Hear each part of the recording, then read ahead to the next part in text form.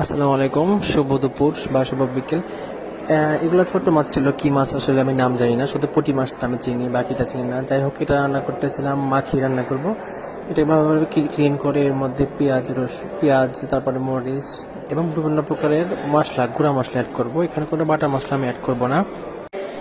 বাটা মশলা add করলেও একটা স্বাদ থাকে, এখানেও একটা স্বাদ থাকে। এখানে যে গুঁড়া মশলাগুলো ছিল, হলুদ আর গুঁড়া মরিচ বাদে বাকি সবগুলো ছিল হচ্ছে বাসায় বানানো এবং একদম স্মেলওয়ালা। মাখাচ্ছিলাম, একদম খুব সুন্দর স্মেল আসতেছিল এবং কালারটা শুধু দেখবেন, কালারটা এত জোস আসতেছিল আসলে বলার বাইরে। এবং খাঁটি সরিষার তেল, যেটা হচ্ছে আমাদের বোনের বাসায় এটা বানানো হয় বা এখানে খেতে উৎপন্ন হয়, খাঁটি সরিষার তেল হচ্ছে ইউজ করলাম। এত সুন্দর স্মেল আসছে আসলে বলার বাইরে।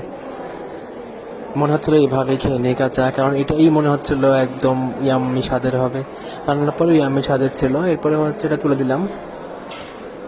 আচ্ছা, এর মধ্যে হচ্ছে আমি হালকা ডাটা আর হচ্ছে একটা আলু দিয়েছিলাম, কারণ বেশি একদম খালি খালি লাগতেছিল। ডাটাটা এত নরম ছিল, একদম সার মুক্ত, এত সুন্দর ছিল যে একদম সিদ্ধ হয়ে গেছিলো। এরপরে এর মধ্যে পানি দিয়ে, পরিমাণ মতো পানি দিয়ে হচ্ছে চুলায় তুলে দেবো। কিছুক্ষণের মধ্যে এটা হয়ে যাবে, বেশি সময় লাগবে না হইতে। এই তো আমার চুলায় তুলে দেওয়ার পরে অবস্থা।